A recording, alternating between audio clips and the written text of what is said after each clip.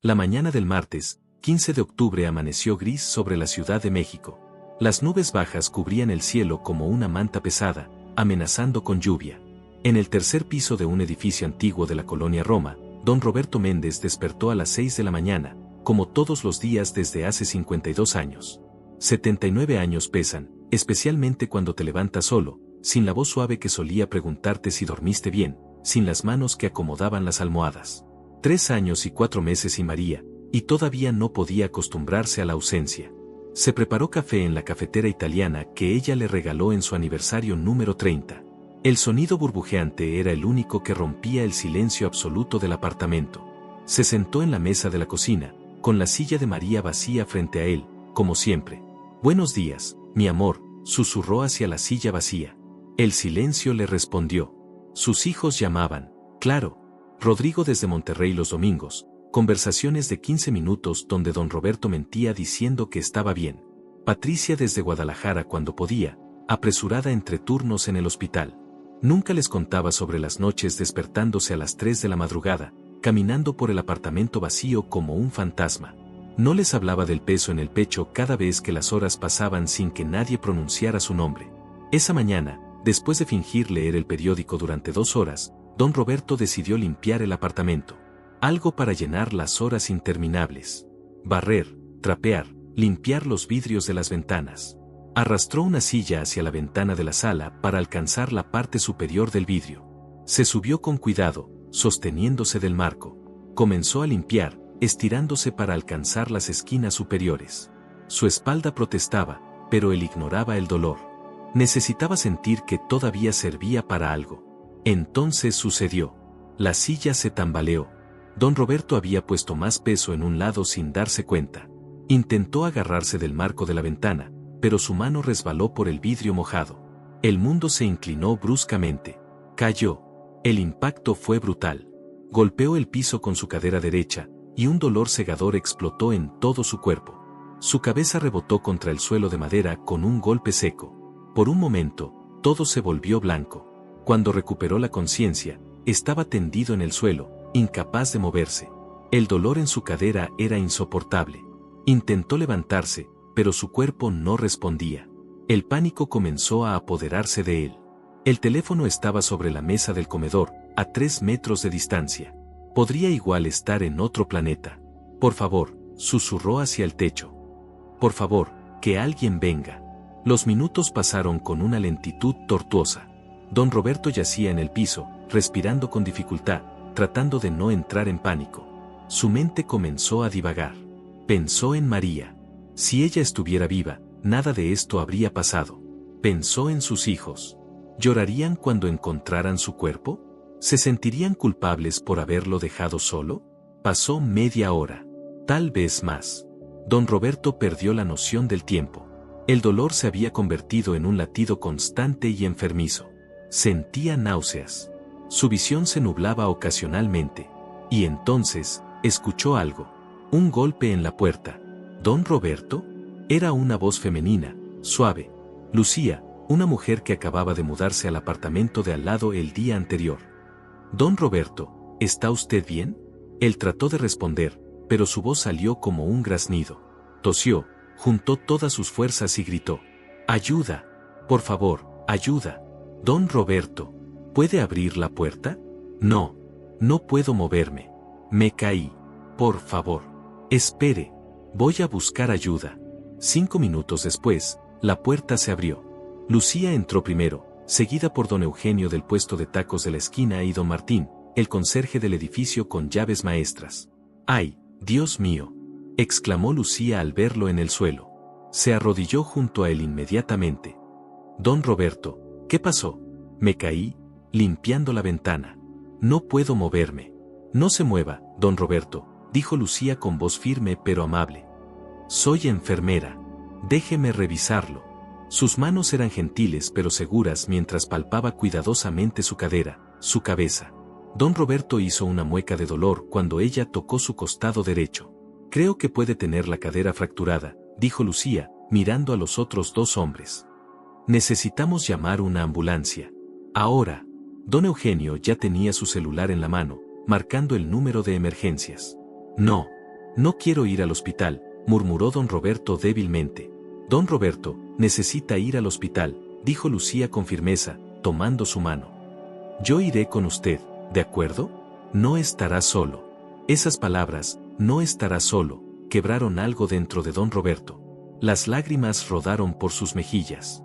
Apretó la mano de Lucía como si fuera un salvavidas. Gracias, susurró. Gracias. La ambulancia llegó 15 minutos después. Los paramédicos fueron eficientes, lo colocaron en una camilla. Lucía subió con él en la ambulancia, sosteniéndole la mano todo el camino al Hospital Español.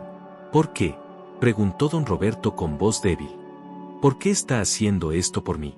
Lucía lo miró con esos ojos oscuros que llevaban su propia carga de tristeza, y sonrió con una mezcla de compasión y comprensión. Porque todos necesitamos a alguien, don Roberto. Y porque nadie debería estar solo cuando más lo necesita. En el hospital, las radiografías confirmaron una fractura de cadera. La doctora explicó que necesitaba cirugía, una prótesis parcial. Don Roberto, con Lucía sosteniéndole la mano, aceptó. Mientras esperaban, Lucía le contó su historia. Había huido de un matrimonio violento, dejando todo atrás.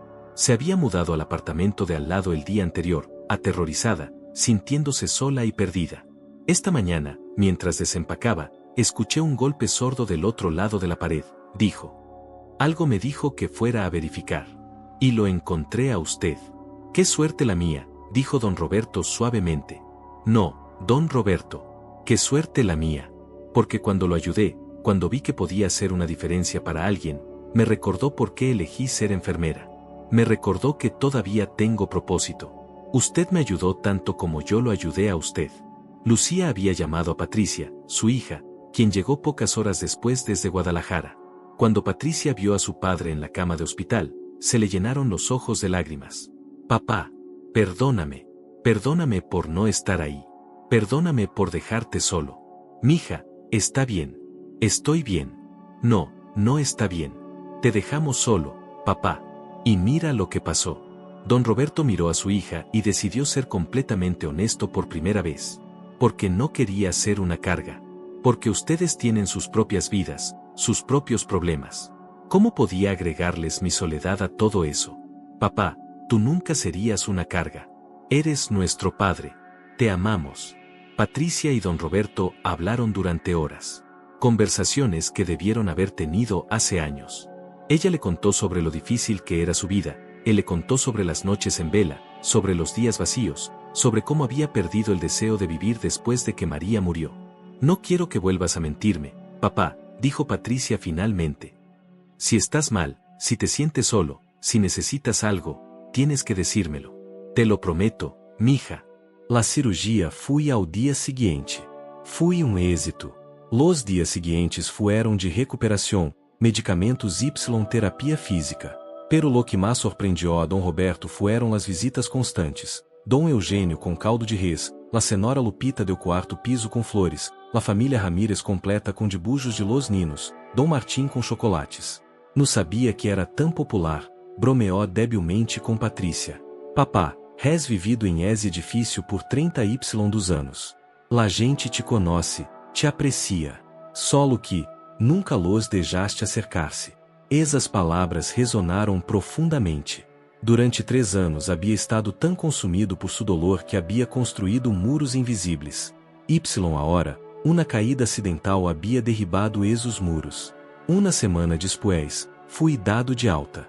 Patrícia se quedou com ela as seguintes 3 semanas. Rodrigo legó de Monterrey, leno de desculpas y preocupação. Juntos, propusieron contratar alguém que lo ayudara. No necessito estranho em mi casa. Papá, por favor, dijo Patrícia, arrodilando-se frente a él. Hace uma semana casi te perdimos. No puedo vivir com esse miedo. Por favor, hazlo por nosotros si no lo haces por ti. Dom Roberto mirou a sus hijos, estos adultos que havia criado, que ahora lo miraban com amor genuíno. Está bien, pero com uma condição. Que ustedes também me ayudem a reconectar com a vida. No solo com cuidadores y doctores. Quero aprender a não estar solo sem que isso signifique estar fisicamente rodeado de gente todo o tempo. Entonces compartilhou lo que havia estado aprendiendo em la última semana, las revelações que legaban entre o dolor y los medicamentos. Durante 3 anos, desde que murió su madre, estuve solo.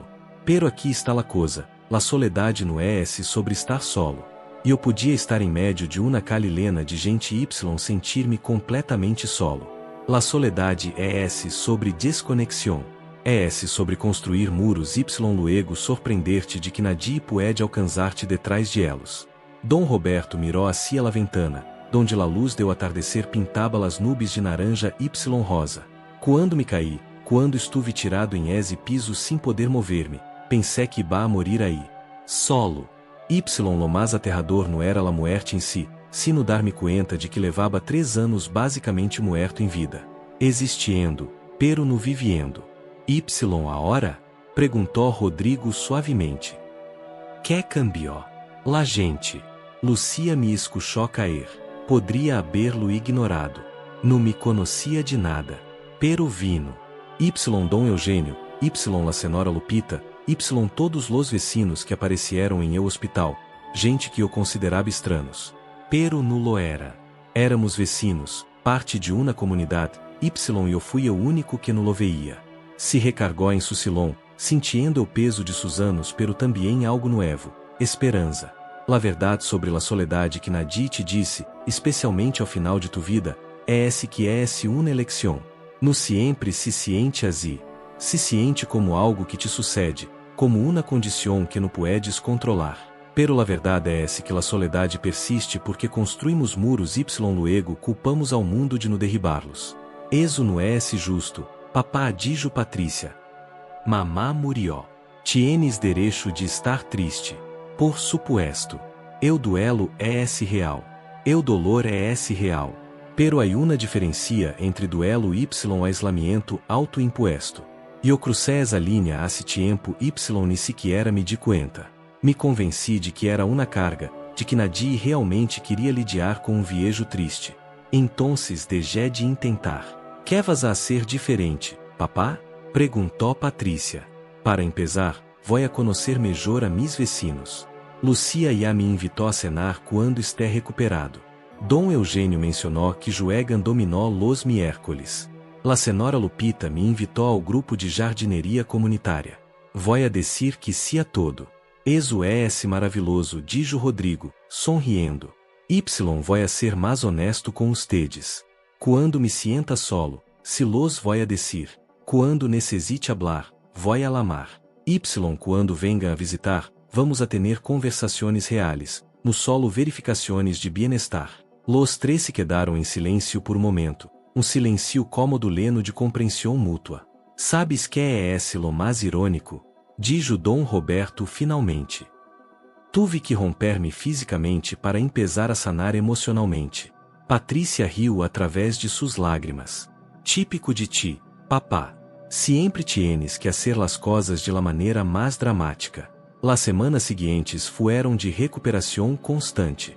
Patrícia se quedou 3 semanas, ayudando, cocinando, conversando.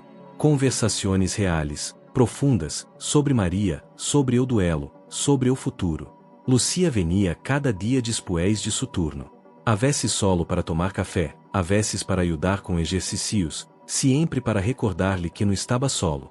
Dom Eugênio trajo tacos várias vezes, contando-lhe sobre sua própria história. Havia perdido a sua esposa há 5 anos em um acidente.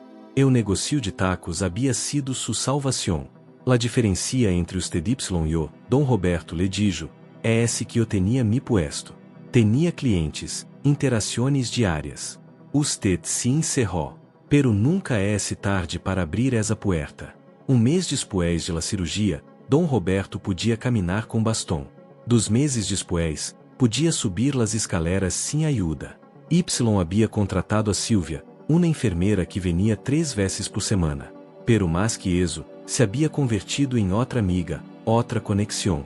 Uma noite de miércoles, 3 meses depois de la caída, Dom Roberto caminhou lentamente hasta o puesto de tacos de Dom Eugênio. Um grupo de homens estavam sentados jogando dominó. Dom Roberto! Exclamou Dom Eugênio. Justo a tempo. Necessitamos um quarto jogador. Dom Roberto se uniu a elos. Las fichas sonaban contra la mesa. Havia risas, bromas, camaraderia. Por primeira vez em 3 anos, Dom Roberto não se sentia como um observador de la vida de outras pessoas.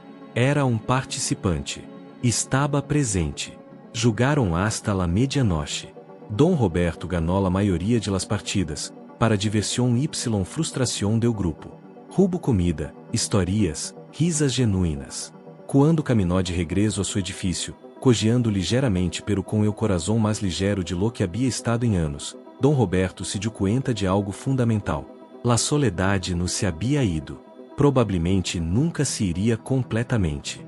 Todavia estranava a Maria com um dolor físico. Todavia havia noites em que o apartamento se sentia demasiado vazio. Pero agora tinha algo que não tinha antes: conexão, propósito. Uma razão para levantar-se cada manhã que va mais alá de simplesmente passar o tempo. Subiu as escaleras lentamente. Em el terceiro piso, viu luz saliendo por debaixo de la puerta do apartamento de Lucia. Tocou suavemente. Ela abriu, surpreendida pero sonriente. Dom Roberto, todo bien, todo perfecto. Solo queria decir gracias. Gracias por quê? Por escuchar-me caída. Por venir quando não tenias que hacerlo. Por recordar-me que todavia mereço viver, no solo existir. Lucia sonrió, seus olhos brilhando com emoção. Nos salvamos mutuamente, Dom Roberto. Recuerda. Lo recuerdo. Buenas noches, Lucia. Buenas noches, Dom Roberto. Em seu apartamento, Dom Roberto se preparou para dormir. Abriu o cajón de sua mesita de noche y sacou a fotografia de sua boda com Maria. Pero esta vez, las palavras fueron diferentes. Hoy jugué dominó, mi amor. Y gané. Conocí a gente nueva. Me reí. Vivi. Y sé que estarias orgulhosa de mim. Sé que querrias esto para mim. Sempre me dijiste que quando tu já não estuvieras, eu tinha que seguir adelante. Me tomou 3 anos entender-lo, pero finalmente lo hice. Te amo. Siempre te amaré. Pero también voy a vivir. Guardó la fotografía y se acostó. Por primera vez en 3 años, se durmió sin ese peso aplastante en el pecho. Sin el miedo a mañana. Sin la soledad consumiéndolo vivo. Y dentro del apartamento 3A de un edificio antiguo en la colonia Roma, un hombre de 79 años descansaba, habiendo aprendido finalmente la verdad más fundamental sobre la soledad. No es algo que te sucede, es algo que permites. Y siempre, siempre, puedes elegir otra cosa. Incluso al final, especialmente al final, la vida te da la oportunidad de empezar de nuevo. Solo tienes que estar dispuesto a abrir la puerta cuando alguien toca. O mejor aún, ser quien toca la puerta primero.